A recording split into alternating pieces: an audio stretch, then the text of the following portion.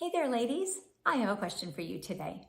Have any of you ever struggled with being a yes girl, a people pleaser, someone who wants to meet other people's expectations even when it's at your own detriment?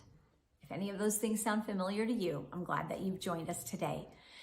This is Face to Face Friday, and I'm Jen with my sister and me Ministries. Thank you so much for being here today. I am absolutely a recovering yes girl. I never really thought of myself as a people pleaser until I started thinking about all the things I was saying yes to when I really needed to kind of incorporate the word no into my vocabulary. Maybe that's you. Maybe you felt that way. Now, that doesn't mean I never say yes or I never serve other people or help other people. It just means that I want to take a step back and look at what does God have in this moment? Is this a need I am called to fill? Is this a place I need to be going? And for me, it really did take its toll on my family. I was overcommitted and overwhelmed. And to be honest, in many conversations I've had with many different women over the years, it feels like we're always talking about how chaotic and how busy and how crazy our lives are. They do not need to be that way. God says that when we seek him wholeheartedly, we will find him. And by seeking him, it helps us focus on him and what he has for our yeses. Now, when we are pleasing other people and seeking to please other people, that takes God out of the picture. That is very self-serving, and it can even be a little bit prideful. Because if I start thinking that other people need me to fix things or to do things, or that I'm the only one who can help them, then that's a place that I need to check in myself. God has given us all gifts and abilities, and he wants to use those gifts to help us serve others, but we have to be very careful that in that serving, that we are doing it from a heart filled with loving God and wanting to honor God.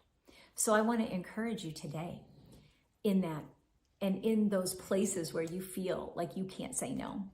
You see, Marianne and I have been writing a series called the Breadcrumb Trail, which is causing us to look back at the things that used to be and seeing how God delivered us from something like being a yes girl, and how now in a new space, in a new place, my husband and I have just recently moved, and I could fall very back into those places. I could fall into the whole, I need someone to like me, I need a new friend, I need places to go and people to see, and I could get very busy very quickly.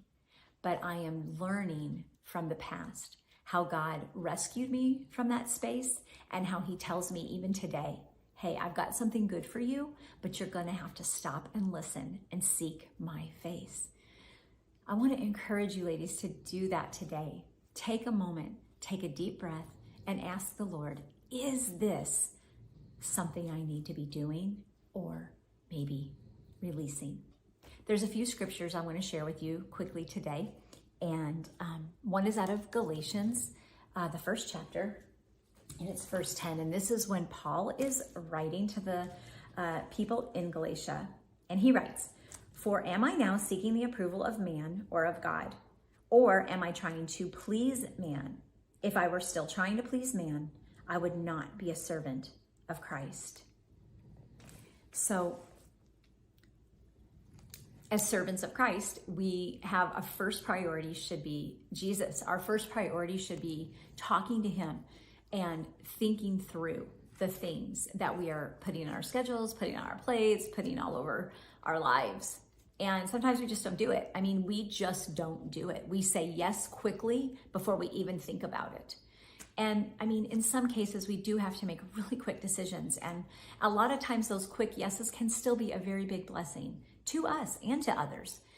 But overall, if our life is an overarching yes to everything and everyone, you will never, ever truly discover the beautiful purpose that God has for you in these moments. I'm encouraging you, sisters, today to take a hold of those quiet moments that you have with the Lord. Ask him for direction. Ask him to lead you. Stop trying to be in the lead and release that to the Lord. It's so hard. We think we have to do things. We think we have to have things scheduled bell to bell every day, or we're not doing enough. which is another topic and another teaching. But I want to just warn you. I don't know. Warning's probably not the right word, but honestly, let me give you this warning. You do not want to be somebody overwhelmed and exhausted. You will not serve anywhere well if you are in that space.